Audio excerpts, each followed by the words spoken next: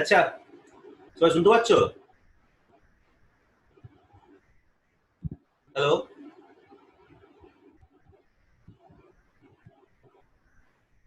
Hello, সবাই শুনতে পাচ্ছ?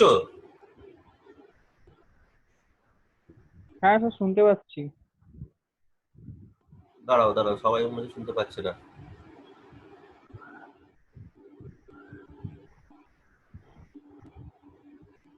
শুনতে পাচ্ছ সবাই?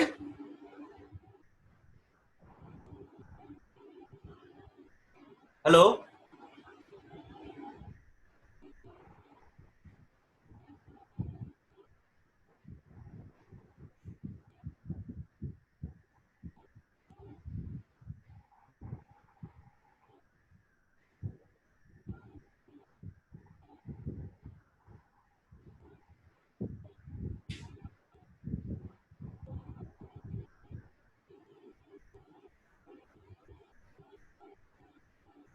হ্যাঁ শুনতে পাচ্ছ? হ্যালো, হ্যাঁ স্যার, শোনা যাচ্ছে। সবাই শুনতে পাচ্ছ তো? হ্যাঁ হ্যাঁ আচ্ছা, শুনতে যাচ্ছে। শুনতে পাচ্ছি স্যার। সবাই শুনতে পাচ্ছ তো? হ্যাঁ স্যার। হ্যাঁ হ্যাঁ ঠিক আছে, ওকে।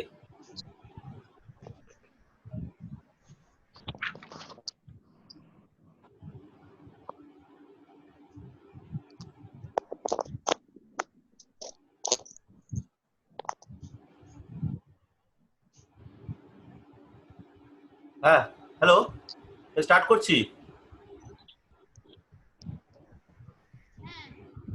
হ্যালো, আমি স্টার্ট করছি। হ্যালো। হ্যাঁ স্যার। আচ্ছা, আজকে যে জিনিসটা নিয়ে আমাদের মেনলি কথা বলার কথা, সেটা হচ্ছে যে SM9টা, ইন্ডিয়ান ন্যাশনাল মুভমেন্টের যে SM9টা আমরা করেছিলাম, first world war, home rule league, emergence of Gandhi আর জালিয়ানওয়ালাবাগ।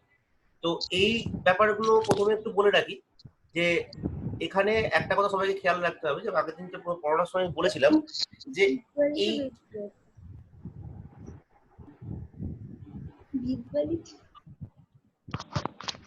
ব্যাপার বলতে হ্যাঁ, শোনা যাচ্ছে তো সবাইকে?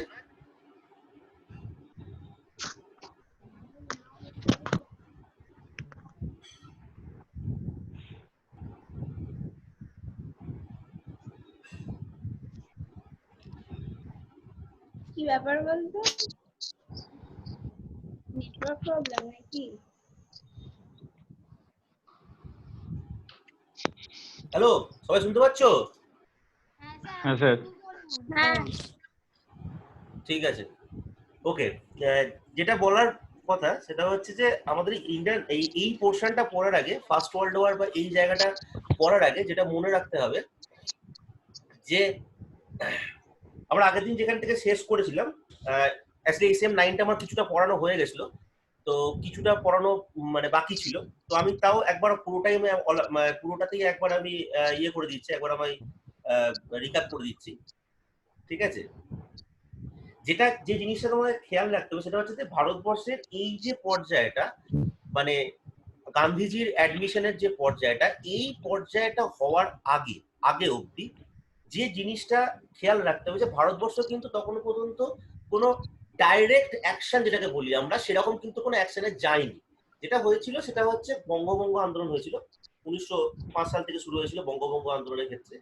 বঙ্গভঙ্গ আন্দোলনের ক্ষেত্রে কি হয়েছিল, জাস্ট আমি সবাইকে তো ইয়ে করে দিই, ওয়েটিং।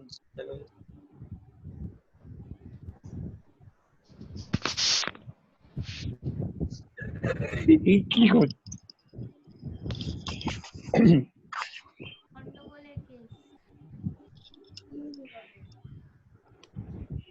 হ্যাঁ, তো যেটা বলছিলাম সেটা হচ্ছে যে বঙ্গভঙ্গ আন্দোলনের সময়ও যে যে জিনিসটা হয়েছিল, যে একটা মানে ওভারঅল একটা আপসার্জ হয়েছিল, কিন্তু তার চেয়েও বড় কিছু আপসার্জের দরকার ছিল ভারতবর্ষতে, একটা বড় সড়ো কিছু আসার, মানে আসার ইন দ্য সেন্স কি, এই জন্য বড়সড় কিছু হওয়ার বা মানে করার প্রয়োজনীয়তা ছিল, সেটা হচ্ছে যে ভারতবর্ষের মানুষ তখনও পর্যন্ত কিন্তু একত্রিতভাবে কিছু করে উঠতে পারেনি, এবং একত্রিতভাবে কিছু করে ওঠার লক্ষ্যেই যে জিনিসটা করার কথা প্রথমে প্রথমে বলা হলো, সেটা হচ্ছে যে একটা একটা কিছু দরকার ছিল যেখানে সব মানে ভারতবর্ষের সব মানুষকে একসাথে নিয়ে করা যায়। বঙ্গভঙ্গ আন্দোলনটা যে একটা সবচেয়ে বড় সমস্যা এটা ছিল, সেটা হচ্ছে খুব লোকালাইজড আন্দোলন ছিল। একটা পার্টিকুলার দেশকে ভাগ করা, একটা পার্টিকুলার দেশের ভাগ, এটা নিয়ে আন্দোলনটা ছিল। বাট এই পার্টিকুলার আন্দোলনে কিন্তু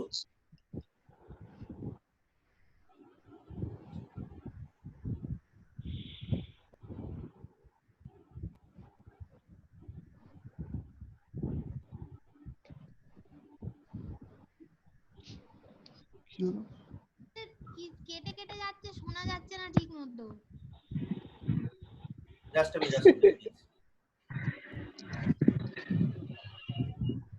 হ্যাঁ শোনা যাচ্ছে, এবার শোনা যাচ্ছে?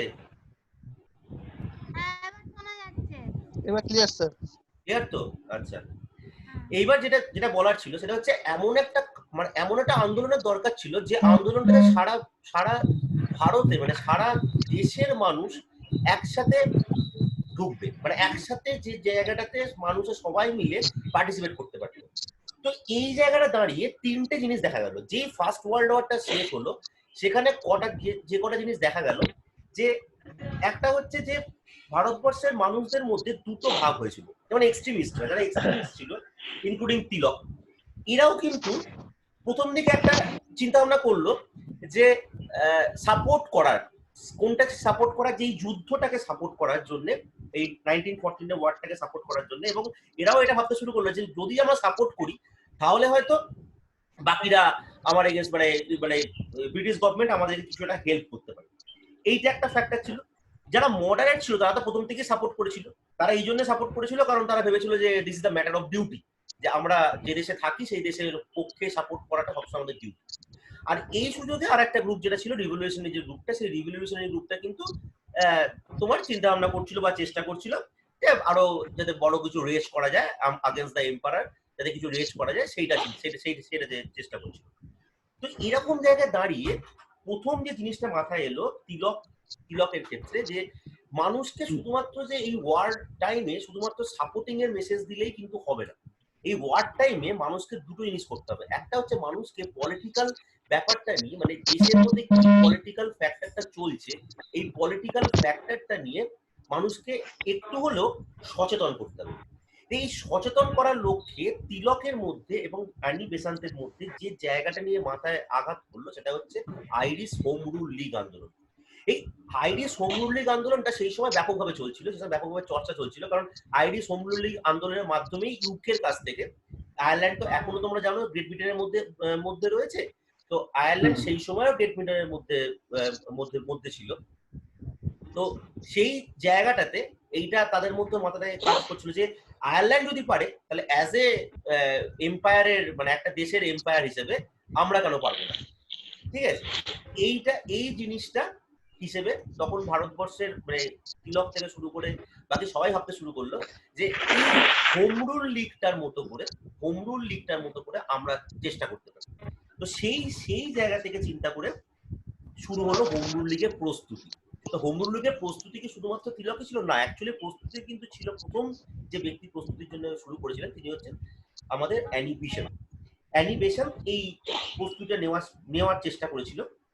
আর তাছাড়া সেই সময় মানুষের মধ্যে একটা জিনিস কাজ করছিল, মানে সব মানুষের মধ্যে এবং সমস্ত নেতার মধ্যে একটা জিনিস কাজ করছিল যে শুধুমাত্র মানে যুদ্ধ সাপোর্ট করা বা যুদ্ধকে সাপোর্ট করছি এইটুকুতে ছেড়ে দিলে হবে না। যেটা দরকার সেটা হচ্ছে এদের এগেনস্টে একটা পপুলার প্রেশার দিতে হবে, গভর্নমেন্টের এগেনস্টে একটা পপুলার প্রেশার। পপুলার বলতে কি মাস যেখানে ইনভলভ হবে। আবার সে একই কথা বলছি, বঙ্গভঙ্গ আন্দোলনের সময় কিন্তু মাস ইনভলভমেন্টটা ছিল না, পার্টিকুলার দুটো মাত্র রিজিয়ন নিয়েই এই আন্দোলনটা হয়েছিল, বাকি জায়গাগুলো হয়েছিল কিন্তু সেই পরিমাণে আসেনি।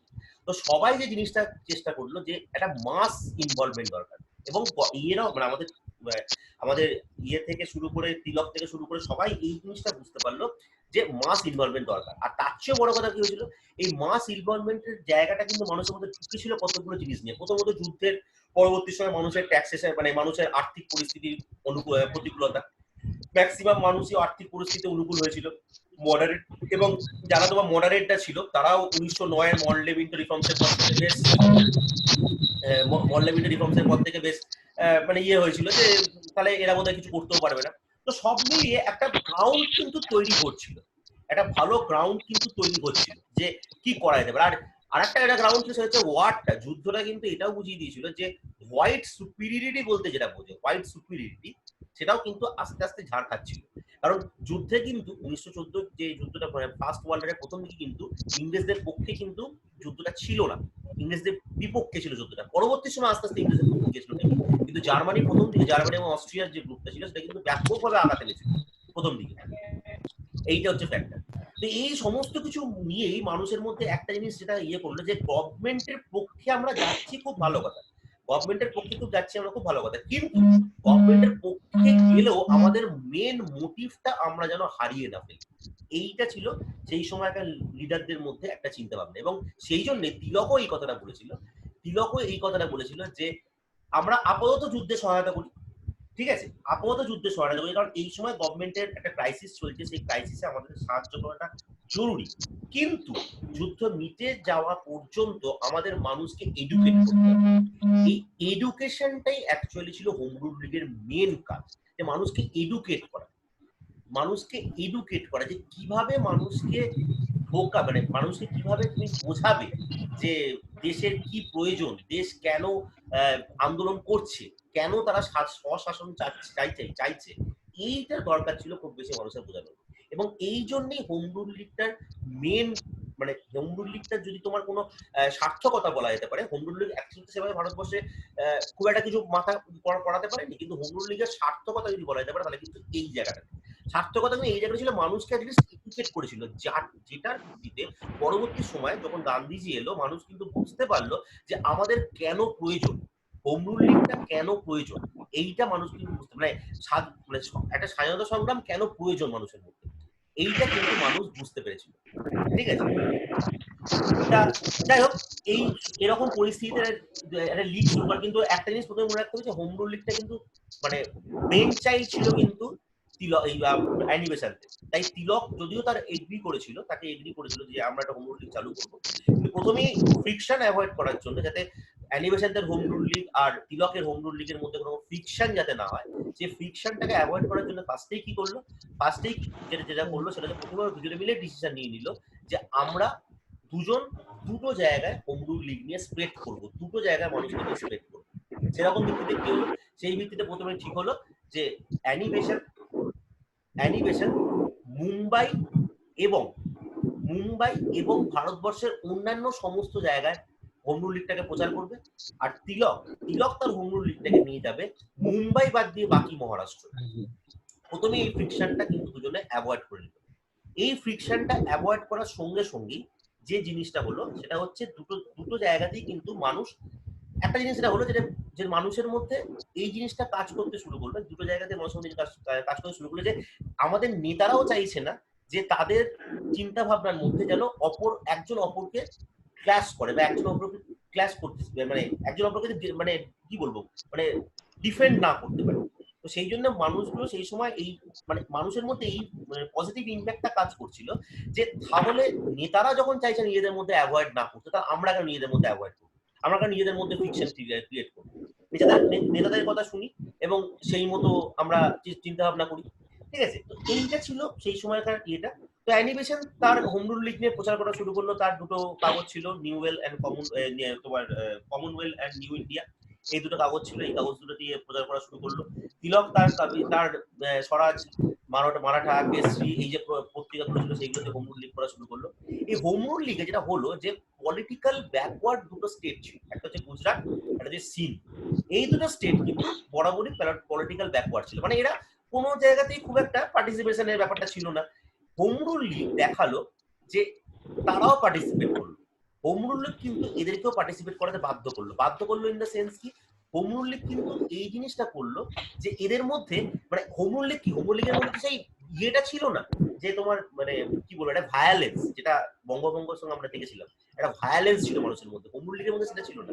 হোম রুল লীগের মধ্যে যেটা ছিল একটা মধ্যপন্থা, যে মানুষকে পলিটিক্যাল অধিকার সম্পর্কে সচেতন করা। এই মানুষকে পলিটিক্যাল অধিকার সম্পর্কে সচেতন করাটা হোম রুল লীগের একটা সবচেয়ে বড় কারণ ছিল, এবং সেই জন্যই সারা ভারতবর্ষের মানুষ, হয়তো এই হোম রুল লীগের মারাত্মক কিছু এফেক্ট কিছু ছিল না, কিন্তু সারা ভারতবর্ষের মানুষ কিন্তু হোম রুল লীগটা পার্টিসিপেট করেছিল। ঠিক আছে, বাড়িতে বসে হোক বা বাইরে বেরিয়ে ক্লাবে গিয়ে আড্ডা মারতে মারতে হলো, কিন্তু পার্টিসিপেট করেছিল, অ্যাটলিস্ট এডুকেটেড হচ্ছিল, ভারতবর্ষের পলিটিক্যাল এডুকেশনটা নিয়ে এডুকেট হচ্ছিল। এইটা ছিল হোম রুলের সবচেয়ে বড় সার্থকতা, এবং এই জন্যই প্রথমে হোম রুল লীগে বাকিরা তোমার খুব একটা মানে হোম রুল লীগ তো তোমরা এই নোটটা পড়লেই বুঝতে পারবে যে হোম রুল লীগের প্রোগ্রামটা কিন্তু কংগ্রেস অ্যাপ্রুভ করে। ঠিক আছে, এবং কংগ্রেসের বহু তাবড় নেতা, প্রচুর তাবড় নেতা কংগ্রেসের কিন্তু হোম রুল লীগটাকে সেরকম ভাবে পাত্তা দিতে চায়। কিন্তু পরবর্তীকালে যখন দেখলো যে হোম রুল লীগটা মানুষের মধ্যে একটা ইয়ে তৈরি করেছে, একটা তোমার একটা উৎসাহের সঞ্চার করেছে যে ভারতবর্ষ আগামী দিনে কিছু একটা কিছু করতে পারে, এই উৎসাহের যখন সঞ্চার করেছে, সেই জায়গায় দাঁড়িয়ে কিন্তু অনেক বড় বড় নেতা হোম রুল লীগে পার্টিসিপেট করলো, অনেক বড় বড় নেতা পার্টিসিপেট করলো, যাদের মধ্যে কারা ছিল, আমাদের মোহাম্মদ আলী জিন্নাহ ছিল, জওহরলাল নেহরু ছিল, তেজ বাহাদুর সপ্রু ছিল, লালা লাজপত রায় ছিল, এরকম কিন্তু অনেক বড় বড় নেতা আলটিমেটলি হোম রুলে পার্টিসিপেট করলো। হোম রুলে পার্টিসিপেট করলো কি কারণে, হোম রুলে পার্টিসিপেট করলো কারণে যে মানুষ কিন্তু বুঝতে পারলো হোম রুলে এই তখনকার মানুষের কথা বলে যে মানুষ বুঝতে পারলো যে উইদাউট কোনো পলিটিক্যাল ভেনগেনেন্স বা উইদাউট কোনো পলিটিক্যাল ভায়োলেন্স যে ইয়ে করা সম্ভব, উইদাউট কোনো পলিটিক্যাল ভায়োলেন্সের যে ইয়েতে যাওয়া সম্ভব, একটা দেশের এগেনস্টে একটা রাজ্যের মানে আমাদের রাষ্ট্রের এগেনস্টে ইয়ে যুদ্ধ ঘোষণা করা সম্ভব, সেটা কিন্তু দেখিয়ে দিয়েছিল হোম রুল। তো দেখো হোম রুল লীগ আলটিমেটলি যে তোমাদের বললাম যে হোম রুল লীগের যে ব্যাপারগুলো খেয়াল রাখতে হবে, সেটা হচ্ছে তোমার হোম রুল লীগের মেইন ওই ঘরে আমি বসছি, ওই ঘরে মুছতে দাও। হোম রুল লীগের যে মেইন ব্যাপারগুলো খেয়াল রাখতে হবে সেটা হচ্ছে যে এর এর মানে পরিচালনাটাই ছিল কোনো রকম কোনো মানে পলিটিক্যাল ভায়োলেন্স নেই, কিছু নেই, শুধু পাবলিক মিটিং অর্গানাইজিং এই জিনিসগুলো কিন্তু মেইনলি হোম রুল লীগের একটা জায়গা ছিল। আচ্ছা, হোম রুল লীগের পরে একটা জিনিস মনে রাখতে হবে, হোম রুল লীগে কিন্তু মুসলিমরা একদমই জয়েন করতে চায়নি।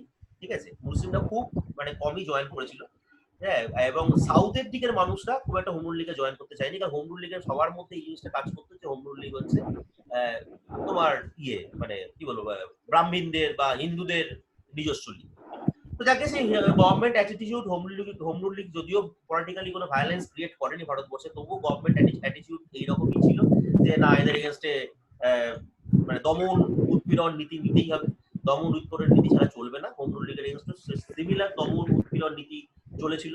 তিলকের এগেনস্টে কেস হলো, সমস্ত কিছু তিলকের এগেনস্টে কেস করা হলো, বিয়েকে তোমার অ্যানিমেশন এবং তার সেক্রেটারি ছিল অরুণ দালে, এই দুজনকে অ্যারেস্ট করা হলো। কিন্তু এটার প্রতিবাদে একটা জিনিস যেটা হয়েছিল, তিলকের অ্যারেস্টের প্রতিবাদে এস সুব্রমণিয়াম আয়ার বলে একজন ছিলেন, তিনি তার নাইটহুডটাকে বর্জন করেছিলেন। তো এটাই ব্যাপার যেটা বলে অ্যানালিসিস অফ দ্য মুভমেন্ট, সে একই কথা বলবো যে যদিও এফেক্টিভ অর্গানাইজেশনের প্রচুর ল্যাকিং ছিল, মানে সব মানুষ একসাথে দাঁড়িয়ে এই ব্যাপারটা ঠিক করে হয়নি, যে জিনিসগুলো হয়েছিল সেটা হচ্ছে তোমার মানুষ একটা পলিটিক্যালি সচেতন হয়েছিল, এটাই ছিল মেন কারণ।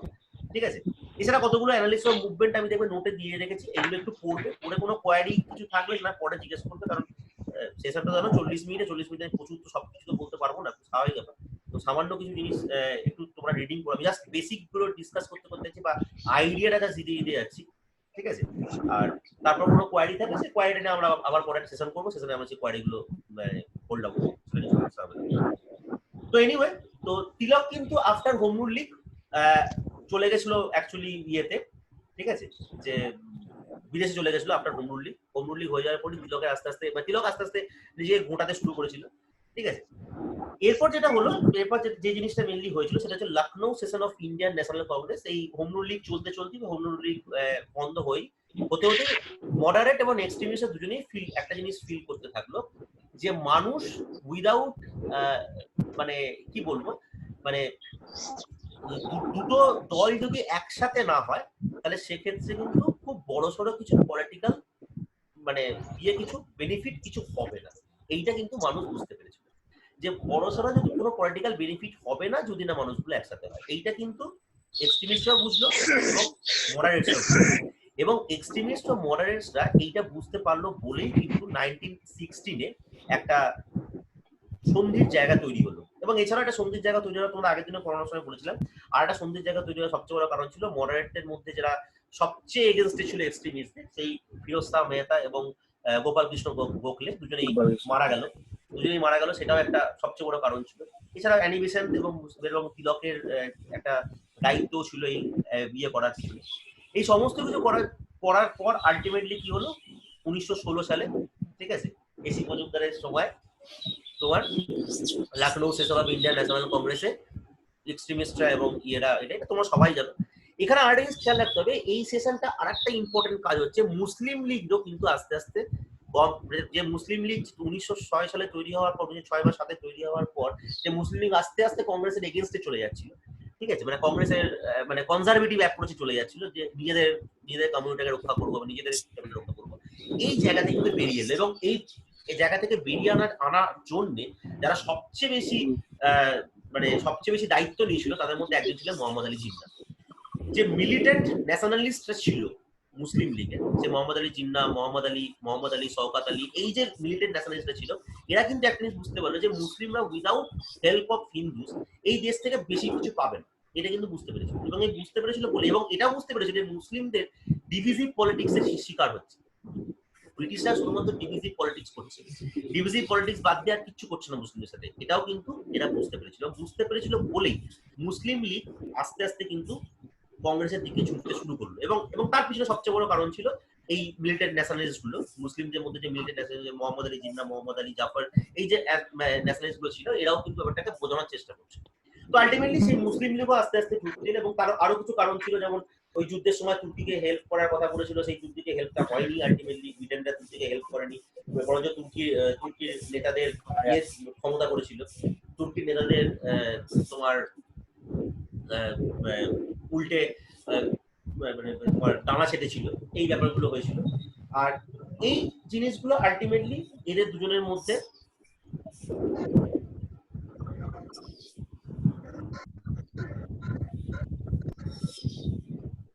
এই দুজনের মধ্যে একটা গ্যাপ ব্রিজ করার ফলে মুসলিম লীগ আস্তে আস্তে কিন্তু এর কাছে এলো। কিন্তু মুসলিম লীগ কতগুলো শর্ত চেয়েছিল, যেমন তোমার মুসলিম লীগ বলেছিল যে কিছু জয়েন্ট ডিমান্ডে গেছিল, যে মুসলিম লীগ কিছু শর্ত তুললো, সেই শর্তগুলো এরা জয়েন্ট ডিমান্ডে মানে কংগ্রেসরাও মেনে নিল। যেমন কিছু রিজার্ভেশন ইন সিটস, তারপর তোমার কিছু বলেছিল যে তোমার সেপারেট ইলেক্টোরেটস এর কিছু জায়গা গুলো দেওয়া, এরকম কিছুগুলো জয়েন্ট ডিমান্ড দেখবে আমি এখানে নোটে দিয়ে রেখেছি। এই জয়েন্ট ডিমান্ডটা অবশ্যই করবে, এটাতে কিন্তু বেশ কিছু কোশ্চেন মাঝে মাঝে আসে, যে মুসলিম লীগ এবং কংগ্রেসরা তারপর একত্রিত হওয়ার পর কি কি জয়েন্ট ডিমান্ড করেছিল। যেমন government so declare that it would confer self-government on India at an early date. The representative assemblies at central as well as provincial level should be further expanded with an elected majority and more powers given to them. এই যে জিনিসগুলো রয়েছে joint demands গুলো, এগুলো কিন্তু একবার পড়বে, এগুলো কিন্তু খুব ইম্পর্টেন্ট। তো আলটিমেটলি জয়েন্ট ডিমান্ড গুলো করার পরও মন্টেগু স্টেটমেন্ট 1917 সালে বেরোলো, 1917, যেটাকে আমরা বলি, অনেক সময় আমরা বলে থাকি আগস্ট স্টেটমেন্ট। যে আগস্ট স্টেটমেন্টে কিন্তু কোথাও একটা জিনিস বলা হলো না যে ভারতবর্ষকে আলটিমেটলি যে স্বাধীনতার দিকে এগিয়ে নেওয়া যাবে, ঠিক আছে, এইটা কিন্তু কোথাও বললো না। মেনলি মন্টেগু স্টেটমেন্ট যেটা বার করা হলো, সেটা এই জিনিসটা বললো যে এবার থেকে ভারতীয়দের রেসপন্সিবল পজিশনে নিয়ে আসা হবে, শাসন করার জন্য রেসপন্সিবল পজিশনে ভারতীয়দের নিয়ে যাওয়া হবে। কিন্তু একবারও বললো না যে এই রেসপন্সিবল পজিশন কবে দেওয়া হবে, সেটা একবারও বললো না। No specific time frame was given. দেখবে নোটটা একদম জিনিসটা একদম সুন্দর করে দিয়ে রেখেছি, যে কোন কোন কথাগুলো বলা নেই, এগুলো একবার জাস্ট রিমার্ক, ঠিক আছে। কোন রেসপন্সিবল টাইম মানে কতদিনের মধ্যে রেসপন্সিবিলিটি ভারতের হাতে তুলে দেওয়া হবে, এগুলো কিচ্ছু বলেনি, ঠিক আছে। এছাড়া একবারও এইটা বলেনি যে ভারতবর্ষকে রেসপন্সিবল গভর্নমেন্ট বলতে ভারতবর্ষের মানুষগুলোকে কোন কোন পজিশনে বসানো হবে, এগুলো নিয়েও পুরোপুরি নিশ্চুপ, এগুলো একবারও বলেনি, ঠিক আছে।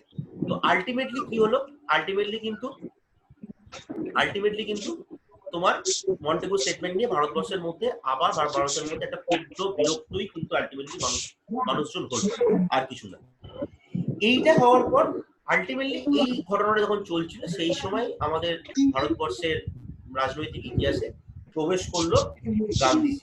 ঠিক আছে, গান্ধী যখন প্রবেশ করছিল, গান্ধীজি প্রবেশ করার বেশ কিছু জায়গা তোমার ছিল, যেটা তোমাদের দেখবে এইখানে আমি এটা দিয়েছি যে post war economic hardship, industry, workers, artisans, এই যে এই কন্ডিশনটা অবশ্যই করবে।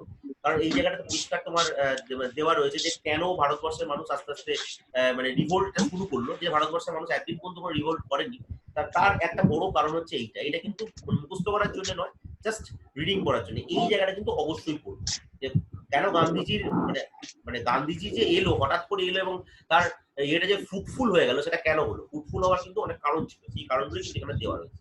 যে মানুষের মধ্যে একটা মানে সচেতনতা আসছিল, মানুষ অলরেডি ক্ষুব্ধ হয়েছিল বলেই কিন্তু গান্ধীজি এই জায়গাটা পেয়েছিল করার। যদি মানে মানুষের মধ্যে সেই সচেতনতা না থাকতো, মানুষের মধ্যে সেই এটা না থাকলে গান্ধীজি শত চিৎকার চেঁচামেচি করলেও কিন্তু সেই পজিশনটা কোনোদিনই পেত না। এবং এই পজিশনগুলো তৈরি করার জন্য কারণ ছিল এইটা। এই জায়গাটা কিন্তু ভালো করে পড়বে। ঠিক আছে, এই যে পোস্ট ইকোনমিক হার্ডশিপ, ইন্ডাস্ট্রির প্রবলেম, ওয়ার্কার্সদের প্রবলেম, পিজেন্ট্রির প্রবলেম, সোল্ডার্সদের প্রবলেম, এই যে জায়গাটা এটা কিন্তু খুব ভালো করে পড়বে।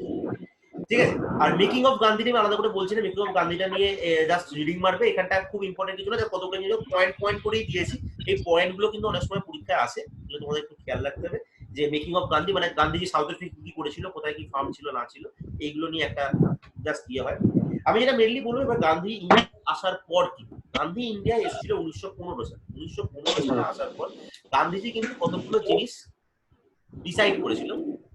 যে প্রথম হচ্ছে ভারতবর্ষে উনি আসার পর ডিসাইড করলেন যে সারা একটা বছর পুরো ভারতবর্ষের প্রতিটা জায়গায় ঘুরবেন এবং কোনো রেসপন্সিবল পজিশন নেবেন না। এটা মনে রাখতে হবে, গান্ধী যখন ভারতবর্ষে এসেছিল, গান্ধীজি কিন্তু তখন সাউথ আফ্রিকায় জিতে এসেছিল। সাউথ আফ্রিকা তার যে মানে পয়েন্ট অফ ভিউটা ছিল সত্যাগ্রহ, সেটা কিন্তু অলরেডি ওয়ান সেই জিতেছিল বলেই কিন্তু এখানকার মানুষরা গান্ধীজি কিন্তু সাদরে বরণ করেছিল। এবং সেই সময় প্রচুর বড় বড় নেতা ছিলেন, ইনক্লুডিং জওহরলাল নেহরু থেকে শুরু করে অনেকেই ছিলেন যারা কিন্তু গান্ধীজিকে চেয়েছিলেন। এই জওহরলাল নেহরু বলছিল, তিলক থেকে শুরু করে অনেকেই ছিলেন যারা কিন্তু চেয়েছিলেন যে গান্ধীজি এই ইয়েটা করুন, মানে গান্ধীজি দায়িত্ব নিক, ভারতীয় কংগ্রেসের একটা দায়িত্ব আসুক বা একটা ভারতীয় কংগ্রেসের একটা পথ দেখান। কিন্তু গান্ধীজি কিন্তু এসে প্রথমে ঠিক করলেন যে প্রথম একটা বছর আমি কোনো রকম কোনো দায়িত্ব নেব না। প্রথম একটা বছর আমি নির্দিষ্টভাবে থাকবো। ঠিক আছে, প্রথম একটা বছরে কোনো রকম কোনো দায়িত্ব নেবো না। প্রথম একটা বছরে আমি শুধুমাত্র দেখবো, ভারতবর্ষটা দেখবো, কি পরিস্থিতি আছে ভারতবর্ষ দেখবো। এরকম হেঁটে গান্ধীজি ফার্স্ট তিনটে, এটা নিয়ে তোমাদের আগেও বলেছি, গান্ধীজি ফার্স্ট তিনটে ইয়ে, একটা হচ্ছে চম্পারণ সত্যাগ্রহ, একটা হচ্ছে তোমার আহমেদাবাদ মিল স্ট্রাইক, আর একটা হচ্ছে খেরা সত্যাগ্রহ। তিনটে সম্পর্কে তোমাদের আগেও বলেছি, জাস্ট একবার একটু জাস্ট টাচ করে দিয়ে যাচ্ছি। চম্পারণ সত্যাগ্রহটা মেনলি ছিল চাষিদের পক্ষে লড়াই। চাষিরা তিন কাটিয়া সিস্টেমের এগেন্স্টে ছিল। চাষিদের ওখানকার চম্পারণ বিহার, চম্পারণের যে চাষিদের নীল চাষ করার একটা কথা বলা হয়েছিল, নীল চাষ করার কথা দেওয়া হতো এবং বলা হতো যে 3-20 সিস্টেম, মানে 3-20 ভাগ, মানে 20 ভাগের 3 ভাগ জমিতে তাদেরকে নীল চাষ করতে হবে। তাদের যে জমি আছে জমি 20 ভাগের 3 ভাগে নীল চাষ করতেই হবে বাধ্যতামূলক ভাবে। এবং যে আর নীল চাষ করবে সেই প্রাইসটা কিন্তু চাষিরা নিজেরা ফিক্স করতে পারবে না, সে প্রাইসটা কিন্তু ফিক্স করবে হচ্ছে ইউরোপিয়ান। তো এই জায়গায় দাঁড়িয়ে গান্ধীজিকে ইনভাইট করলেন তারা হচ্ছে রাজেন্দ্র প্রসাদ, মাজরুল হক, মহোদয় দেশাই। এরা গান্ধীজিকে জানালেন এই জিনিসটা এবং গান্ধীজির মুভমেন্টের যে ধারা, সেই ধারাটাকে এখানে আনতে বললেন বলেই তারা একটা আন্দোলন এখানে ফাইট হলো। এবং সেই আন্দোলনটা হওয়ার পর যেটা মেনলি হয়েছিল সেটা হচ্ছে যে আলটিমেটলি গভর্নমেন্ট একটা অ্যাপয়েন্টমেন্ট কমিটি, এনকোয়ারি কমিটি বসিয়েছিল এবং সেই কমিটির সদস্য ছিলেন কিন্তু গান্ধী। ঠিক আছে, এবং গান্ধীজি সেই গান্ধীজি সেই কমিটিতে ইনভাইট ছিলেন গান্ধীজি। গান্ধীজি সেই কমিটিতে ইনভাইট করার পর তিন কাটিয়া সিস্টেম সম্পর্কে বোঝালেন, এই ভুল দিকগুলো বললেন এবং তারপর বললেন শুড বি অ্যাবলিশড। এবং আলটিমেটলি এটা অ্যাবলিশ হয়েও ছিল। 25% মানি কথা বলেছিল, কিন্তু 25% মানিতে দেওয়া সম্ভব নয় বলে আলটিমেটলি কি হলো, এরা পালিয়ে গেছিল, নীল চাষিরা পালিয়ে গেছিল। এর পরেরটা ছিল আহমেদাবাদ মিল স্ট্রাইক। আহমেদাবাদ মিল স্ট্রাইকের ক্ষেত্রে যেটা মেনলি মনে রাখতে হবে সেটা হচ্ছে এটা কিন্তু গান্ধীজির খুব কাছের একজন বন্ধুর মিলে এই ঘটনাটা ঘটেছিল। এটা মেনলি ছিল বোনাস বাড়ানোর জন্য। সেই সময় একটা প্লেগ বোনাস চলছিল, সেই প্লেগ বোনাসটা আলটিমেটলি গভর্নমেন্ট কমিয়ে দিতে চেয়েছিল বলে এই গভর্নমেন্ট বলছি মিল ওনাররা কমিয়ে দিতে চেয়েছিল। এই মিল ওনাররা কমিয়ে দিতে চেয়েছিল বলতে একদম 0 করতে চাইনি, মিল ওনাররা চাইছিল 20% দিতে এই বোনাসটাকে, বোনাসের জায়গায় এক্সট্রা। কারণ একটা সময় মানুষের, তো তোমাদের বলেছিলাম যে পোস্ট ইকোনমিক হার্ডশিপ, যে যুদ্ধের পর যে মানুষের অর্থনৈতিক সংস্থা যে পরিমাণ খারাপ হয়, সেই পরিমাণ খারাপ তো হয়েই ছিল। সেই জন্য এরা সবাই চাইছিল যে এই বোনাসের বদলে যদি আমাদের কিছু একটা দেওয়া যেতে পারে, কিছু একটা মানে যদি ইয়ে হয়, তো সেইটার জন্যে এরা চেয়েছিল।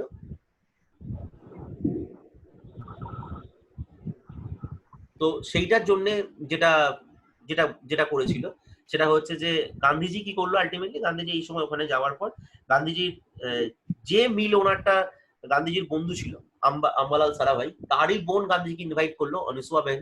সে অনুসুয়া বেন আর গান্ধীজি মিলে আলটিমেটলি আন্দোলনটা করলো। গান্ধীজি কিন্তু 50%, মানে মিল যারা মিল শ্রমিক তারা চেয়েছিল 50% বোনাস বৃদ্ধি। গান্ধীজি সেই জায়গাটা রিডিউস করলেন, দুজনের মধ্যেই কথাবার্তা বললেন, কথাবার্তা বলে আলটিমেটলি কি করলেন, আলটিমেটলি মিল ওনারটা এই রিডাকশন করে 50 থেকে 35-এ নিয়ে এলেন, আর এদের 20 থেকে 35 মোট করে একটা মাঝামাঝি জায়গায় নিয়ে এসে এই জায়গাটা দাঁড় করালেন, এবং তাতে মিল ওনাররাও সবাই রাজি হলো। এবং মিল ওনাররা সবাই রাজি হওয়ার ফলে আলটিমেটলি কি হলো, মিল ওনাররা আলটিমেটলি তোমার আলটিমেটলি জিনিসটা দাঁড়ালো। গান্ধীজি করলেন, মানে মোট কথা জিতলেন এই জায়গাটায়। গান্ধীজি প্রথমবার মানে ফার্স্ট আনটু ডেথ, মানে যেটা পরবর্তী সময় গান্ধীজি বহুবার ব্যবহার করেছেন, যে আমরণ অনশন, সেটা কিন্তু প্রথমবার ব্যবহার করেছিলেন। আর থার্ড হচ্ছে খেরা সত্যাগ্রহ। খেরা সত্যাগ্রহ ক্ষেত্রে একটা বেসিক কথা মনে রাখবেন, অনেক সময় এটা অনেকবার পরীক্ষায় এসেছে, যে খেরা সত্যাগ্রহে কি ডাইরেক্ট গান্ধীজি কি ডাইরেক্ট পার্টিসিপেশন করেছিলেন? না, এটা খেয়াল রাখবে। গান্ধীজি কিন্তু খেরা সত্যাগ্রহে ডাইরেক্ট পার্টিসিপেশন করেননি। গান্ধী এটা করেছিলেন, গান্ধী ছিলেন ওখানকার স্পিরিচুয়াল লিডার। খেরা সত্যাগ্রহে যার মেন পার্টিসিপেশন ছিল তার নাম তোমরা সবাই জানো, সর্দার বল্লভভাই প্যাটেল। বল্লভভাই প্যাটেল এই জায়গাটাতেই কিন্তু সর্দার নামটা পেয়েছিলেন, যেটা গান্ধীজি সেই নামটা দিয়েছিলেন। গান্ধীজি কিন্তু এখানে ছিল পুরোপুরি স্পিরিচুয়াল লিডার। এটা কিন্তু বিভিন্ন বইতে বিভিন্ন রকম লেখা আছে। আমি 4-5টা বই স্টাডি করার পর এই জায়গাটা পেয়েছি বলেই তোমাদের কথাটা বলছি, যে গান্ধীজি কিন্তু এই জায়গাটাতে স্পিরিচুয়াল লিডার ছিলেন। গান্ধীজি ডাইরেক্টলি মাঠে নেমে আন্দোলনটা করেননি, যেটা আগের দুটোতে করেছিলেন। যদি অনেক ক্ষেত্রেই বলা হয় যে গান্ধীজি এই 3টে আন্দোলন গান্ধীজি প্রথম আন্দোলন, কিন্তু থার্ড আন্দোলনতে কিন্তু গান্ধীজি ছিলেন পিছনে, ফোর ফ্রন্টে ছিলেন কিন্তু সর্দার বল্লভভাই প্যাটেল। এটা কিন্তু খেয়াল রাখবে। তো এনিও এখানেও সে একই গল্প ছিল, ট্যাক্স না দেওয়ার একটা ব্যাপার ছিল, ঠিক আছে। এই আমাদের প্রপার্টি ট্যাক্স দেবো না, ট্যাক্স না দিলে, আর গভর্নমেন্ট বলেছিল ট্যাক্স যদি না দাও তাহলে প্রপার্টি সিজ করে নেওয়া হবে। তো আলটিমেটলি এখানেও গান্ধীজি জিতেছিলেন, ঠিক আছে। গান্ধীজি এখানেও তোমার জিতেছিলেন, কারণ ট্যাক্সটা সাসপেন্ড করেছিলেন এবং কিছু রেট রিডিউস করেছিলেন, ঠিক আছে। এবং সমস্ত যেমন তাদের যে সমস্ত প্রপার্টি কেড়ে নেওয়া হয়েছিল তারা ট্যাক্স দিতে চাইনি বলে, সেই প্রপার্টি গুলো ফেরত দিয়েছিলেন। তো এই 3টে থেকে একটা জিনিস যেটা হয়েছিল গান্ধীজি, সেটা হচ্ছে যে সত্যাগ্রহের টেকনিকটা সম্পর্কে ভারতবর্ষের মানুষ ছিল। সেটা দেখো এই 3টাতে কিন্তু একটা জিনিস খেয়াল রাখতে হবে, এই 3টাতে একটা জায়গাতেও কিন্তু গান্ধীজি তার সত্যাগ্রহের বাইরে কোন রকম কোনো প্রসেস দেয়নি। এটা খুব সত্যি কথা যে এই 3টে আন্দোলনই খুব লোকালাইজড আন্দোলন। সেই জন্য এই 3টে আন্দোলন নিয়ে খুব একটা মানে বড় সড়ো কিছু হয়নি, কিন্তু এই 3টে আন্দোলনে সত্যাগ্রহটা খুব ভালোভাবে কাজ করেছিল।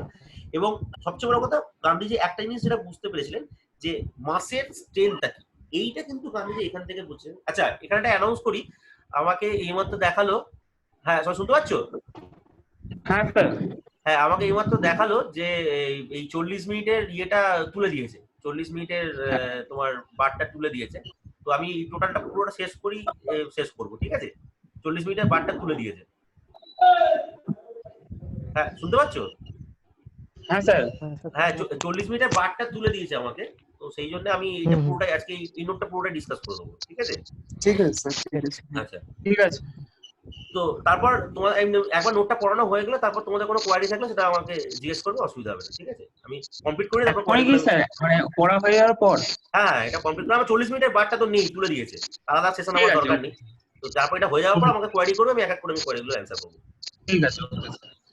আচ্ছা, এইটার ব্যাপার। আর একটা, হ্যাঁ, এটা যেটা বলতে যাচ্ছিলাম, যে এইখানে একটা জিনিস তোমাদের পরিষ্কার খেয়াল করতে হবে, একটা জিনিস কিন্তু পরিষ্কার মাথায় রাখতে হবে, যে গান্ধীজি একটা জিনিস কিন্তু ভালো বুঝেছিল, ভায়োলেন্স দিয়ে কিছু আদায় করা যাবে না। এই 3টে জিনিসে আর একটা জিনিস বুঝলে, ভায়োলেন্স করলে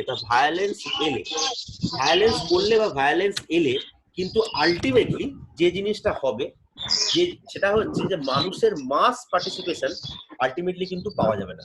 এইটা গান্ধীজি বুঝেছিলেন, মাস পার্টিসিপেশন যে পাওয়া যাবে না সেটা কিন্তু গান্ধীজি বুঝেছিলেন, এবং বুঝেছিলেন বলেই কিন্তু গান্ধীজি এই পন্থাটাকে পরবর্তী সময় থেকে অ্যাডাপ্ট করেছিলেন। এইটা খুব ভালো বুঝতে পেরেছেন যে এখানকার মানুষ কি পার্টিসিপেশনটা করবে। মানুষের মাস পার্টিসিপেশনটা প্রয়োজন। এইটার জন্য গান্ধীজি কিন্তু আস্তে আস্তে এই অ্যাক্টিভিটিসটা নিয়েছে, এইটা খেয়াল রাখতে হবে।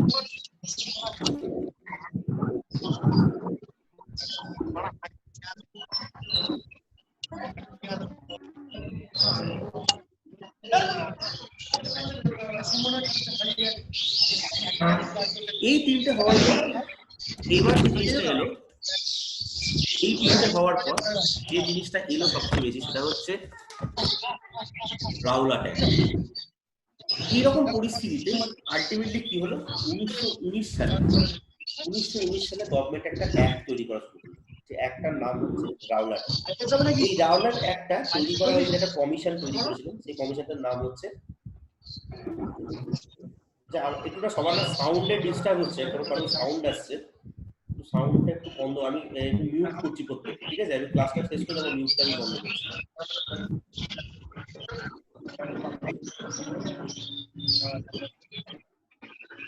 সবার সাউন্ডটা মিউট করতে বলুন না। হ্যাঁ সবাই সাউন্ডটা একটু মিউট করো না, মিউট করো না, আমি শুনতে পাচ্ছি না, অ্যাকচুয়ালি কথা কেটে যাচ্ছে। হ্যাঁ, তো যেটা আমার বলার ছিল সেটা হচ্ছে রাওলাট একটা আলটিমেটলি কি হলো, এই রাওলাট একটা তৈরি করা হলো। এই রাওলাট একটা কি শুধুমাত্র মানে হঠাৎ করে তৈরি করেছে না, অ্যাকচুয়ালি আমি তোমাদের যেটা প্রথমেই বলেছিলাম যে রাওলাট আসার কিন্তু সবচেয়ে বড় কারণ ছিল হোম রুল লীগ মুভমেন্ট। এটা কিন্তু খেয়াল রাখতে হবে, এইটা কিন্তু মাথায় ঢুকে রাওলাট আটটা কেন এসেছিল।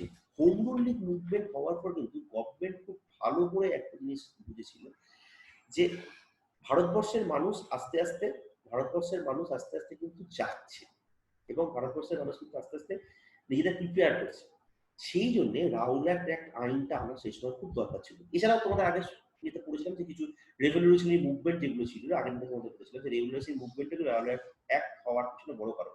কিন্তু সবসময় মনে রাখবে যে গভর্নমেন্ট কখনোই কিন্তু ওই 2-10টা লোকের ভয়ে কোনোদিন ভীত হতো। যখন এই আলটিমেটলি কি হয়েছিল, এই মুভমেন্টটা হোম রুল লীগ মুভমেন্টটা হওয়ার পর মানুষের মধ্যে একটা সচেতনতা তৈরি হয়েছিল, যে সচেতনতা কিন্তু বঙ্গভঙ্গ মোটেও তৈরি হয়। রাওলাট একটা পরিস্থিতিটা খুব ভালো বুঝিয়েছিল, এই রাওলাট আমাদের হোম রুল লীগ মুভমেন্টটা পরিস্থিতিটা খুব ভালো বুঝিয়েছিল, এবং বুঝিয়েছিল বলেই গভর্নমেন্ট কিন্তু প্রমাদ করছিল। গভর্নমেন্ট ভাবছিল যে আমাকে এমন কিছু একটা অ্যাক্ট আনতে হবে যাতে মানুষের মধ্যে জিনিসটা সম্পর্কে ব্যাপক পরিমাণে না চলে আসে, মানে মানুষ যেন জিনিসটা সম্পর্কে মানে এমন ভাবে না হয়ে যায় যে একটা মাস হোস্টাইলিটি শুরু হয়ে যায়। সেই মাস হোস্টাইলিটিটা আটকারে তৈরি হলো রাওলাট আইন। রাওলাট আইনটা তৈরি করেছিল যিনি, তার নাম হচ্ছেন রাওলাট কমিশন, এবং তার হেড ছিলেন একজন ব্রিটিশ জাজ, তার নাম হচ্ছে স্যার সিডনি রাওলাট। রাওলাট অ্যাক্টের মেন উদ্দেশ্য কি ছিল? মেন উদ্দেশ্য ছিল কতগুলো সিডিসিয়াস কনস্পিরেসি মানে ভারতবর্ষের মানুষরা রাজ সরকারের এগেনস্টে, ব্রিটিশ রাজের এগেনস্টে যে সিডিসিয়াস কনস্পিরেসি গুলো করবে, সেই কনস্পিরেসি গুলোকে আটকাতে এই আইনটা করা। এই আইনটা কি বললো? আইনটা বললো যে উইদাউট ট্রায়াল মানে হচ্ছে কোনো রকম কোনো ট্রায়াল ছাড়া, মানে কোনো রকম কোনো বিচার বিবেচনা ছাড়া ভারতবর্ষের মানুষকে 2 বছরের জন্য ইমপ্রিজন করা এবং ডিপোর্ট করা, ইমপ্রিজন করা, মানে যখন যখন মনে হবে যাকে ইমপ্রিজন করতে মনে হবে তাকে ইমপ্রিজন করা, যাকে ডিপোর্ট করতে মনে হবে তাকে ডিপোর্ট করা। এই কথাটা মানে রাওলাট আইন বুঝিয়েছে, রাওলাট আইন এই জিনিসটা করেছিল।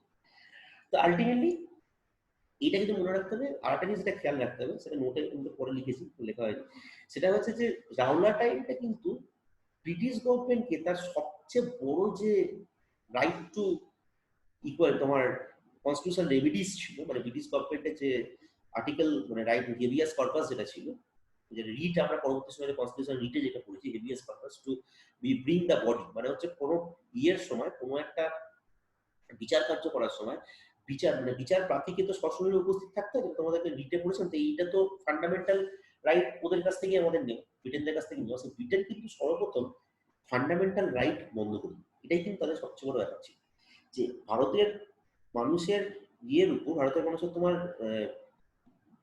চেতনার উপর তাদের এতটাই ভয় পেয়ে গেছিল যে সবার আগে এটা কিন্তু এটা কিন্তু খেয়াল রাখবে যে ব্রিটিশ সরকার এর আগে কোনো উপনিবেশে এইরকম কোনো আইন আনেনি, যেটা রাওলাট আইন এনেছিল।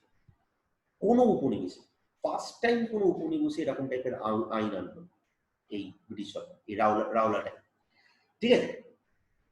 এনিওয়ে, তো সিভিল সাসপেন্ড যে স্ট্রিক্ট কন্ট্রোল এবং সমস্ত জায়গায় কন্ট্রোল অফ দ্য প্রেসও করলো। এরকম জায়গায় দাঁড়িয়ে ভারতবর্ষের মানুষ তো চুপ থাকবে না, এটা বিশ্বের অন্যতম বড় ভুল ছিল। ভারতবর্ষের মানুষ অলরেডি সচেতন হয়েছে, বেশ কিছুটা সচেতন হয়েছে পলিটিক্যাল অ্যাক্টিভিটিস নিয়ে। তো এই জায়গায় দাঁড়িয়ে কংগ্রেস তার আন্দোলন শুরু করলো এবং এই সময় কংগ্রেসের যে আন্দোলনটা শুরু করলো সেই কংগ্রেসের আন্দোলনটা প্যাটার্নটা তুললো গান্ধীজি।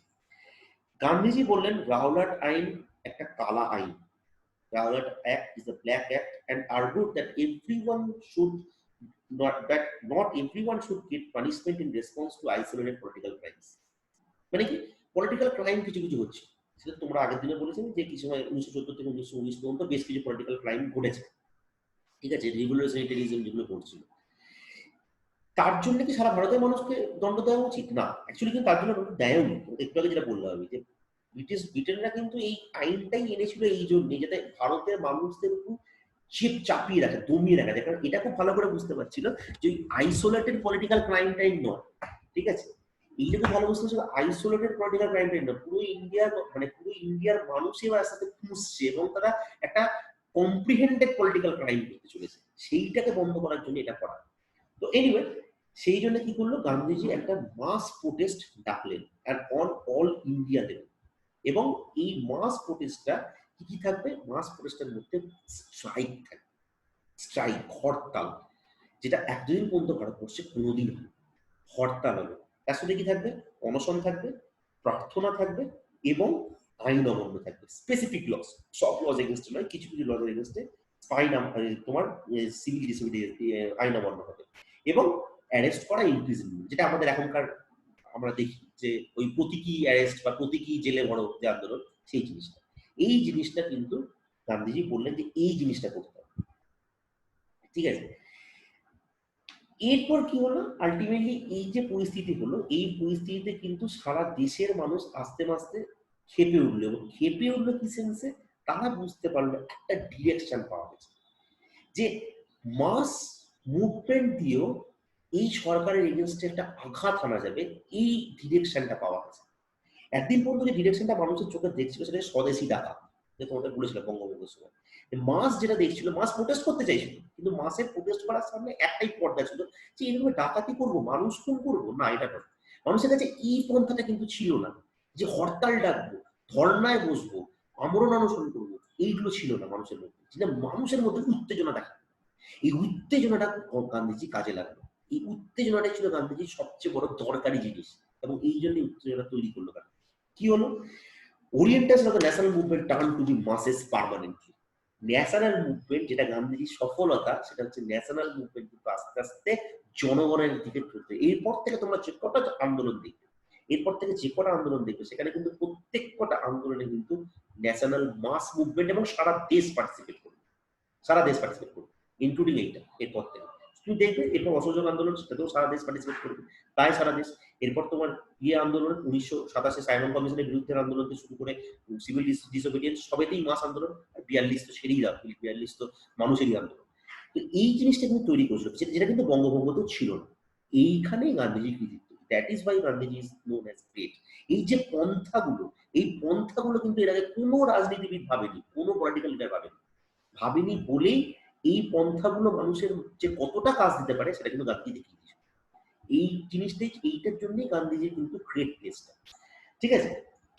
স্পেশালি পাঞ্জাবে situation very explosive due to war time repression. কারণ এই সময় পাঞ্জাবে একটা জিনিস, পাঞ্জাবে তোমার এই এর আগে বিভিন্ন রকম ওয়ার টাইম রিপ্রেশন হয়েছে, পাঞ্জাবেও হয়েছে, বাংলাতেও হয়েছে। কারণ সেই সময় এই রিভলিউশনারি মুভমেন্ট গুলো ম্যাক্সিমাম পাঞ্জাব এবং বাংলাতে হতো। তোমাদের আগের নোটিশটা বলেছি যে ভারতবর্ষ বাংলায় যে রিভলিউশনারি মুভমেন্ট গুলো ছিল আর পাঞ্জাবের রিভলিউশনারি মুভমেন্ট গুলো, সেটা ওখানকার লোকজনকে এমনি, ওখানকার যারা গভর্নমেন্ট ছিল তাদেরকে তাকিয়ে রেখেছিল এবং তার জন্য এই রাওলাট আইনটা দিয়ে সবচেয়ে বেশি আঘাত করা হলো এই দুটো প্রদেশের মানুষকে, বেঙ্গল এবং পাঞ্জাব। পাঞ্জাব তার মধ্যে ছিল আরো বেশি এবং পাঞ্জাবে এই জন্য এত বেশি আঘাত করা শুরু হলো, পাঞ্জাবে কিন্তু আর্মি পর্যন্ত টাকা হলো, ঠিক আছে। 1919 সালে এপ্রিল মাস saw the biggest and the most violent anti-British upsurge after 1857. সত্যাগ্রহ একটা সার্টেন লিমিট পর্যন্ত থাকে, এইটা কিন্তু গান্ধীজিও বুঝতে পেরেছিলেন, ঠিক আছে। এইখানে এই একটা কথা তোমরা আমার সঙ্গে হয়তো একমত হবে না, আমি যখন তোমাদের কথা বলতে বলবো তখন আমি তোমার সাথে এটা ডিসকাস করবো। একটা জিনিস শুধু খেয়াল রাখবে যেটা আমরা সবসময় গান্ধীজিকে ভেবে থাকি, এটা আমার পলিটিক্যাল অ্যানালিসিস বা আমার বিভিন্ন পড়াশোনা করে অ্যানালিসিস, গান্ধীজির সাথে ভেবে থাকি যে গান্ধীজি সবসময় কি ইয়ের পথে, সত্যাগ্রহের পথে যেত, অহিংসার পথে যেত, কিন্তু গান্ধীজি কি এটা বুঝতো না যে মানুষ যদি কোনোভাবে ক্ষমতা বা মানুষ যদি কোনোভাবে ইয়ে দেওয়া হয়, পাওয়ার দেওয়া হয়, মানে অ্যাজিটেশন দেওয়া, সে মানুষ কি কখনো ইয়ে থাকবে, কখনোই কি নন ভায়োলেন্টে থাকবে, সবসময় নন ভায়োলেন্টে থাকবে? থাকবে না।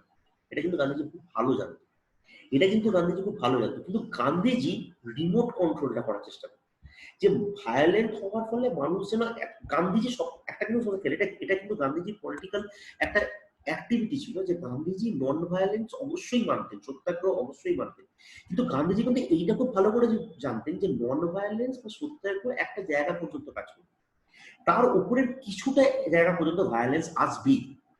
কিন্তু গান্ধীজি কখনো এইটা মানতে পারতেন না যে ভায়োলেন্সের পরবর্তী যে স্টেজটা, যেটা আমরা টার্বুলেন্স বলতে পারি, নন ভায়োলেন্স তার উপরে অল্প হিংসা, সামান্য হিংসা, হিংসার পরবর্তী যে সময়টা সেটা হচ্ছে টার্বুলেন্স, বিদ্রোহ, এই জিনিসটা গান্ধীজি চাইতেন।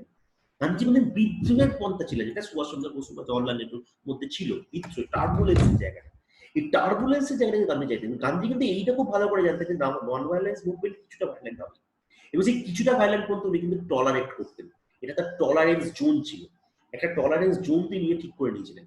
এই টলারেন্স জোনটা 1921 সালে হারিয়ে গেছিল বলেই কিন্তু মুভমেন্টটা উইথড্রল করেছিল। এছাড়া আর একটা কারণ ছিল, সেটা 1921 যখন তোমাদের পড়াবো তখন আমি ব্যাপারটা বলবো, ঠিক আছে? তো এই 1919 সালে যখন এই সত্যাগ্রহ ভায়োলেন্সটা শুরু করে, তখন তিনি খুব ভালো করে জানতেন যে মানুষের মধ্যে কিছু ভায়োলেন্স আসবেই, এবং সেই ভায়োলেন্সটা এসেছিল 1919-এ। ভারতবর্ষের প্রতিটা প্রভিন্সে 1919 সালে আনঅর্গানাইজড ভায়োলেন্স ছিল, ভালো মতো ভায়োলেন্স ছিল, ঠিক আছে? কিন্তু সেই ভায়োলেন্সটা কখনোই টার্বুলেন্স হয়, মানে হত্যা করা, মানে মাস হত্যা করা, মাস ইয়ে করা, এগুলো হয়নি। ভায়োলেন্সের মধ্যে আমরা কি ফেলতে পারি? মাঝে মাঝে আমাদের দোকান পুড়িয়ে দেওয়া, দোকানপাট পুড়িয়ে দেওয়া, এটা তো ভায়োলেন্স। এই ভায়োলেন্স গুলো ছিল, এবং গান্ধীজি কিন্তু এটা কিন্তু খুব ভালো করে মাথায় রাখবে, গান্ধীজি কিন্তু মুভমেন্টটা উইথড্র করেনি ভায়োলেন্স ছিল বলে। গান্ধী এই ভায়োলেন্সটা কন্ট্রোলড ভায়োলেন্স, এই ভায়োলেন্সটা দরকার, সরকারকে সবক শেখাতে গিয়ে ভায়োলেন্সটা দরকার, কিন্তু গান্ধীজি এটাও বিশ্বাস করতেন যে ভায়োলেন্স যদি কখনো টার্বুলেন্স হয় তাহলে সরকার উল্টে আমাদের সবক শিখিয়ে দেবে, এবং সেই সবকটা শেখানো শুরু করলে ভারতের ঘর শূন্য হয়ে যাবে। এই জন্য গান্ধীজি এই জায়গাটা, এই জোনটা নিজের মধ্যে ক্রিয়েট করে দিয়েছিল, এটা কিন্তু খেয়াল করবে। আমি এই সম্পর্কে কোনো বক্তব্য পরে শুনছি, এটা একটু বলে নিই। এরপর হচ্ছে ভারতবর্ষের রাজনীতির ইতিহাসে সবচেয়ে ঘৃণ্য ইতিহাস, Jallianwala massacre. Amritsar was the worst affected by the violence. In the beginning there was no violence by protesters. প্রথম দিকে ভায়োলেন্স ছিল না, কিন্তু পরবর্তী সময় কি হলো, Indian shut down their shops and normal trot and in these streets showed the Indian displeasure at the British picture. আস্তে আস্তে ভায়োলেন্সটা যুদ্ধ শুরু করলো, এবং এই ভায়োলেন্সটা ইন্ধন যোগালো দুজন পাঞ্জাবি নেতা, একজনকার নাম হচ্ছে সাইফুদ্দিন কিচলু, আর একজনের নাম হচ্ছে ডক্টর সত্যপাল। এই দুজন ভদ্রলোক এবং তার সঙ্গী সাথীরা এই পাঞ্জাবের মধ্যে এই আস্তে আস্তে রাওলাট, অ্যান্টি রাওলাট মুভমেন্টটাকে একটা বড় জায়গায় নিয়ে যাচ্ছিলেন, একটা বড় মানে একটা মাস মুভমেন্টের দিকে নিয়ে যাচ্ছিলেন, এবং সেই জন্যই তাদেরকে আটকাতে কি করলেন, ডক্টর সত্যপাল এবং সাইফুদ্দিন কিচলুকে ব্রিটিশ গভর্নমেন্ট অ্যারেস্ট করলেন। এইটা কিন্তু ভারতের ব্রিটিশ মানে ভারতীয় বাসীদের মধ্যে, মানে পাঞ্জাববাসীদের মধ্যে একটা ব্যাপক পরিমাণে উত্তেজনা তৈরি করলো, এবং এই উত্তেজনা তৈরি করার ফলে কি হলো, তার পরবর্তী সময় বেশ কিছু রায়ট তৈরি হলো। In the riot that followed 5 Englishmen are reported to have been killed and Marcella Serut, an English woman missionary going on bicycle, was beaten up. ঠিক আছে? এই ভায়োলেন্সটাই কিন্তু গান্ধীজি বুঝতে পারছেন যে ভায়োলেন্সটা যখন এইটা কিন্তু হালকা টার্বুলেন্স, এই টার্বুলেন্সের জায়গাটা গেলেই কিন্তু গান্ধীজি তখন কিছুটা হলো অনভিজ্ঞ বলে কিন্তু সেই জায়গাটা তিনি বন্ধ করতে পারলেন না, ছোট জায়গা হয়েছিল বলে ওটা বড় বন্ধ করতে পারলেন না। আলটিমেটলি কি হলো, ultimately Brigadier General Ren Dyer, however, issued a proclamation on April 13 দিনটা কিন্তু বৈশাখীর দিন ছিল, forbidding people from leaving the city without a pass and from organizing সিটির বাইরে, পাঞ্জাবের লোকজন সিটির মানে অমৃতসরের লোকজন সিটির বাইরে বেরোতে পারবে না প্রথমত। এছাড়া আর কি বললেন, আর যেগুলো বললেন সেটা হচ্ছে, একটা হচ্ছে এখানকার লোকজন কোনো ডেমনস্ট্রেশন করতে পারবে না, কোনো প্রসেশন করতে পারবে না, কিচ্ছু পারবে না। On Boisakhi Day, a large crowd of people, mostly from neighboring villages, are unaware of the prohibitory orders in the city. এইটা কিন্তু মনে রাখতে হবে যে হঠাৎ করে এত মানুষ কি জমা হয়েছিল শুধুমাত্র প্রোটেস্ট দেখাতে? না, শুধুমাত্র প্রোটেস্ট দেখাতে এতগুলো মানুষ কিন্তু জমা হয়নি, এটা কিন্তু খেয়াল রাখতে হবে। সেদিনকে বৈশাখী উৎসব পালন করার জন্য এই একই ময়দানে বৈশাখী উৎসব পালন করার জন্য কিন্তু লোক এসেছিল। আলটিমেটলি কি হয়েছিল, এই দুটো মানুষ একসাথে হয়ে গেছিল, যারা বৈশাখী উৎসব পালন করতে এসেছিল আর যারা প্রোটেস্ট দেখাতে এসেছিল। It is not clear how many in the 20,000 odd people collected দেওয়ার পলিটিক্যাল প্রোটেস্ট, তোমাদের বললাম। এখনো কিন্তু সরকার কিন্তু বুঝে উঠতে পারেনি যে 20,000 মানুষ যে জড়ো হয়েছিল সবাইকে প্রোটেস্ট করতে এসেছিল না, ম্যাক্সিমামই কিন্তু ফেস্টিভ্যাল এনজয় করতে এসেছিল। কারণ বৈশাখী এবং তারা জানতো না যে এই সময় অমৃতসরে এরকম একটা প্রহিবিটরি অর্ডার চলছে। এই জন্য তারা এবার আর বৈশাখী ময়দানটা বরাবরই বৈশাখী উৎসবের জন্যই দেওয়া হতো, মানে বৈশাখী উৎসবের জন্যই এটা ডিমার্কেট করা ছিল। সেই জন্য নর্মালি তারা মানুষ এখানে এসছে, তারা জানে না যে ওখানে বৈশাখী অর্ডার চলছে, কারণ এপ্রিলে 13 অর্ডারটা হয়েছে, 14th of এপ্রিলে তারা এসছে এই জিনিসটা। আর at a time meanwhile the meeting had gone on peacefully and two resolutions, one calling for the nuclear order and the other condemning the firing on April 13 had been passed. It was that then that the Brigadier General Dyer arrived on the scene with this man. এই পরিস্থিতিতে হঠাৎ করে brigadier general Dier এলো।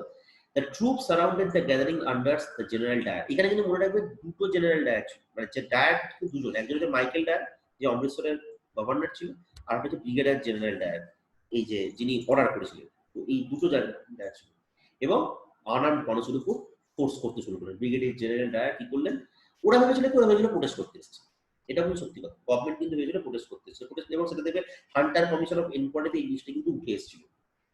Ultimately কি হলো, প্রচুর মানুষ মারা গেল, এটা তোমরা জানো, এই জিনিসটা আমার তো বলার কিছু নেই, এটা জাস্ট এখানটা একটুখানি করে নেবে। এবং তার পরবর্তী সময় কি হলো, রবীন্দ্রনাথ ঠাকুরের নাইটহুড চলে যাওয়া, তারপর গান্ধীজিরা কাইজার হিন্দ ফেরত দিয়ে দিল, ঠিক আছে, এই জিনিসগুলো আলটিমেটলি হলো।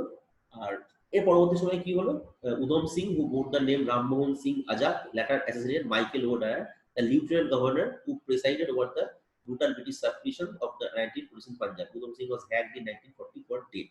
এই জিনিসটা মনে রাখবে যে মাইকেল ও ডায়ার যে লিউটেন্যান্ট গভর্নর জেনারেল পাঞ্জাব ছিল তাকে মেরেছিল, ব্রিগেডিয়ার জেনারেল ডায়ারকে কিন্তু নয়, জেনারেল ডায়ারকে কিন্তু নয়, এটা কিন্তু খেয়াল রাখবে। এরপর আলটিমেটলি কি বসলো, হান্টার কমিশন অফ ইনকোয়ারি বসলো। হান্টার কমিশন অফ ইনকোয়ারি বসার পর কি হলো, ভারতবর্ষের the massacre at Jallianwala shocked Indians and many British as well. The Secretary of the State of India, Edwin Montagu, ordered the committee of inquiry to be formed to investigate the matter. Montagu কিন্তু Hunter কমিশনটা বসালো। কি হলো, 1919 সালে the government of India announced the formation of Hunter Committee after the name of the chairman, Lord William Hunter, former Solicitor General of Scotland. Hunter committee কিন্তু কিছু ভারতীয় ছিল, এটা কিন্তু মনে রাখতে হবে। There were 3 Indians among the members, namely Sri Chimanlal Harilal Setalwar, Vice Chancellor Bombay University and advocate of the Bombay High Court, Pandit Jagat Narayan, lawyer and member of the Legislative Council of the Indian Provinces, and Sardar Sahibjada Sultan Ahmed Khan, lawyer from Gwalior State. এই তিনজনও কিন্তু Hunter কমিটিতে ছিল, 3টে ভারতীয় কিন্তু Hunter কমিটিতে ছিল। তো হান্টার কমিটি এটা কিন্তু অনেক সময় প্রশ্ন আসে, হান্টার কমিটিতে ভারতীয় ছিল কি ছিল না, এবং থাকলে কজন ছিল বা না ছিল, এটা কিন্তু মনে রাখতে হবে। The final report, released in March 1920, unanimously condemned Dwyer's action and stated that Dwyer had overstepped the bounds of his authority as there had been no conspiracy to overthrow British rule in Punjab. এইটা কিন্তু Hunter committee বলেছিল।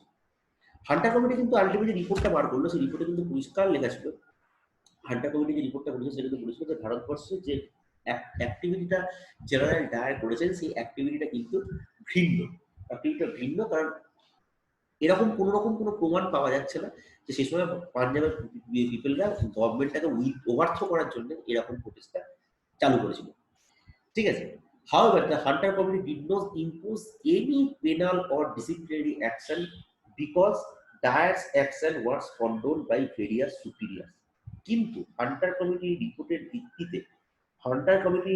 ভিত্তিতে কিন্তু কোনো রকম কোনো action তাদের এগেইনস্টে নেওয়া হলো না, কোনো ডিসিপ্লিনারি অ্যাকশন, না কোনো পেনাল অ্যাকশন, কোনো কিছু তাদের এগেইনস্টে নেওয়া হলো না। কারণ সুপিরিয়ার অথরিটি, অর্থাৎ যারা এর উপরে হান্টার কমিশনের উপরে যে রিপোর্টটা যাদেরকে সাবমিট করেছিল, আসছে এক মিনিট,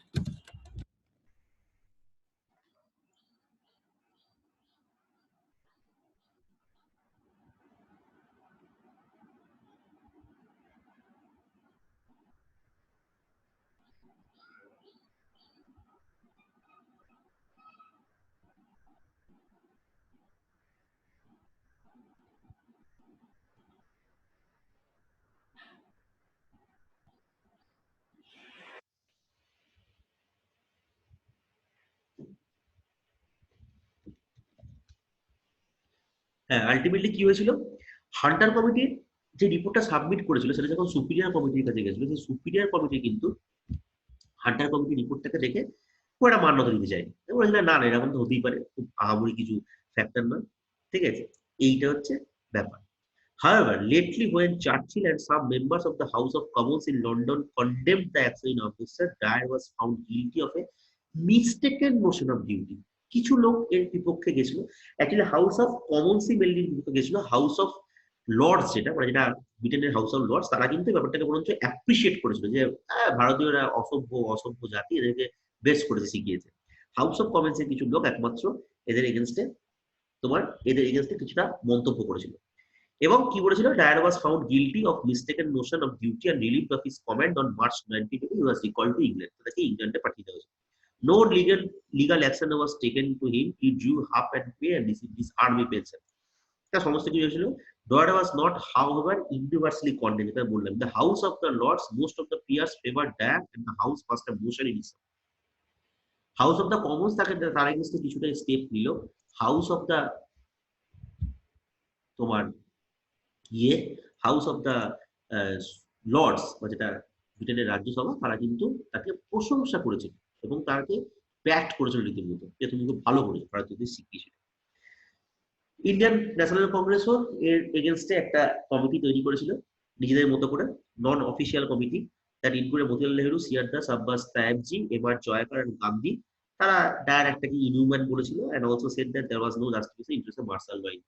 এটা তো ইন্ডিয়ান এই গভর্নমেন্ট যেটা বলেছিল এটা স্বাভাবিক ব্যাপার, সেটা কংগ্রেসকে বলতেই হবে বা কংগ্রেস সেটা করতেই হবে।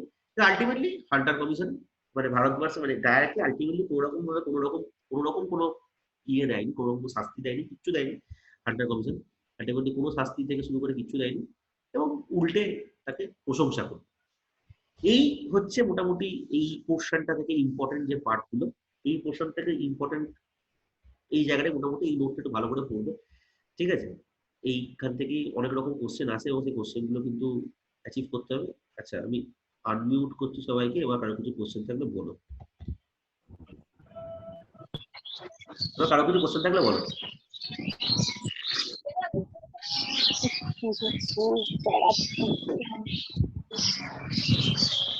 আর কিছু জিজ্ঞাসা আছে? স্যার বলছি যে একটা কোশ্চেন ছিল, বলো। স্যার এই প্যাসিভ রেজিস্ট্যান্স আর এর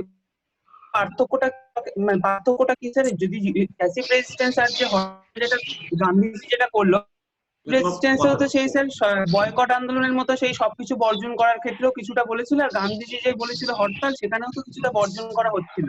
তোমার কথাটা কেটে কেটে যাচ্ছে, আরেকবার একটু বলো।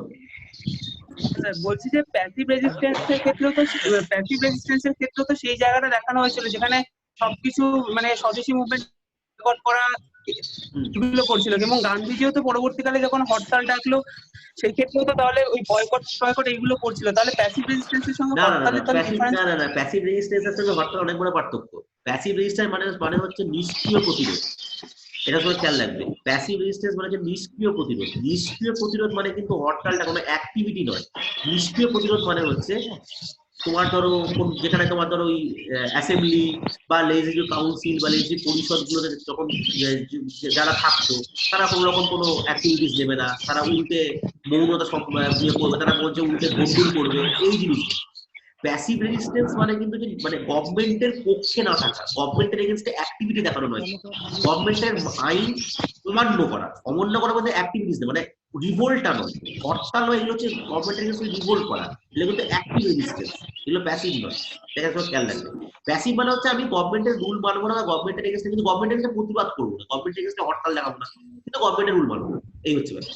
দ্যাট ইজ প্যাসিভ রেজিস্ট্যান্স, ঠিক আছে। কোনো অ্যাক্টিভিটি কিছু করবো না, কিন্তু গভর্নমেন্টের রুলও মানবো, এইটা হচ্ছে।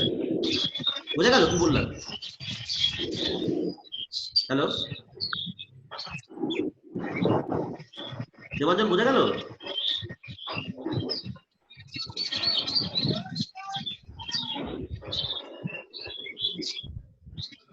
কারো কিছু কোশ্চেন?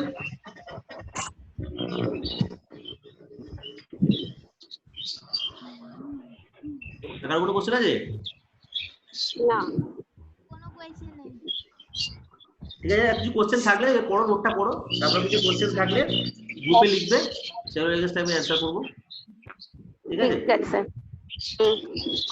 আমি একটা পড়ি। হ্যাঁ একবার পড়ে নাও, পড়ে দেখো কিছু কোশ্চেন থাকলে আমাকে জানাবে।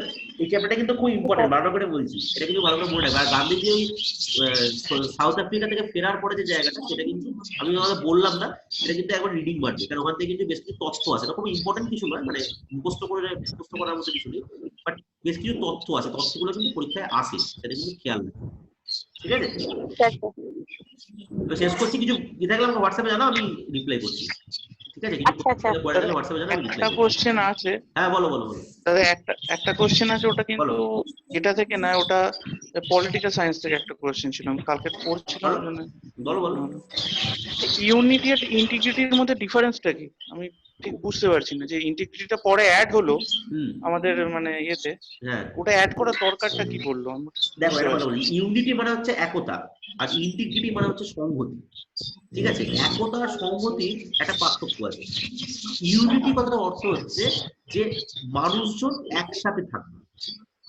একসাথে থাকা মানে কিন্তু দুজনের মধ্যে যে, মানে ধরো ধরো তোমার বাড়িতে তুমি ইউনিটি মেনটেন করো। ইউনিটি মেনটেন করো ইন দ্য সেন্স কি, তুমি একসাথে থাকো। একসাথে মানে তুমি তোমার বাড়িতে তোমার সঙ্গে কোনো কাজের লোক থাকে বা থাকে বা কোনো নিম্নবর্গীয় কোনো মানুষ থাকে, ঠিক আছে, তারা যখন তোমার সাথে একসাথে থাকবে, তুমি তাদের সঙ্গে যেটা বলে ইউনিটি, তুমি তাদের এগেইনস্টে কোনো ডিস্টার্ব করছো না, তাদেরকে মারধর করছো না, কিছু করছো না, দ্যাট ইজ ইউনিটি। ইন্টিগ্রিটি মানে হচ্ছে এই ভেদাভেদটা ভুলে যখন পাশাপাশি বসে এক তলাটাকে খেতে পারবে, দ্যাট ইজ ইন্টিগ্রিটি। ঠিক আছে, আমরা আমাদের বাড়িতে যে কাজের মানুষটি আছেন বা যিনি আছেন, তারা তো যতই আমরা বলি, তারা আমরা একটু নিচু চোখেই দেখি, তাদের জন্য আলাদা খাবারের ব্যবস্থা থাকে, আলাদা থালার ব্যবস্থা থাকে, এই জিনিসটা থাকে, এটা কিন্তু ইউনিটি। তুমি তাকে বাড়ি থেকে দূরে ফেলে দিচ্ছ না, বা তাকে তার উপর অত্যাচার করছো না, কিচ্ছু করছো না, দ্যাট ইজ ইউনিটি, অবশ্যই ইউনিটি।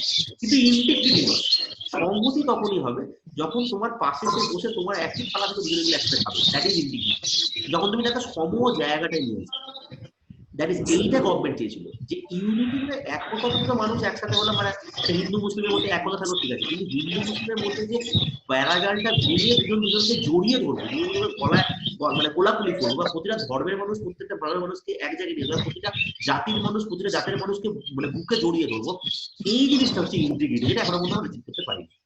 ইউনিটি হয়তো আমরা অ্যাচিভ করেছি, we are United as Indian, but we are not integrated as Indian. বুঝা গেল কি বলতে চাইছি? আর কিছু, আর কারো কোনো কোয়ারি? না ঠিক আছে, আমি তাহলে এন্ড করছি। যদি কোনো কোয়ারি থাকে আমাকে হোয়াটসঅ্যাপ করো, আমি রিপ্লাই করে দেবো। ঠিক আছে, আর 12 পর্যন্ত নোট দেওয়া হয়ে গেছে, ঠিক আছে, 12 পর্যন্ত নোটগুলো কিন্তু অবশ্যই পড়ো। সিভিল ডিসেবিলিটিস পর্যন্ত কমপ্লিট করে দিয়েছি, এরপরে বাকি নোটগুলো আরো 2-3টা নোট তৈরি করে দেবো, সেগুলো কমপ্লিট করতে হবে।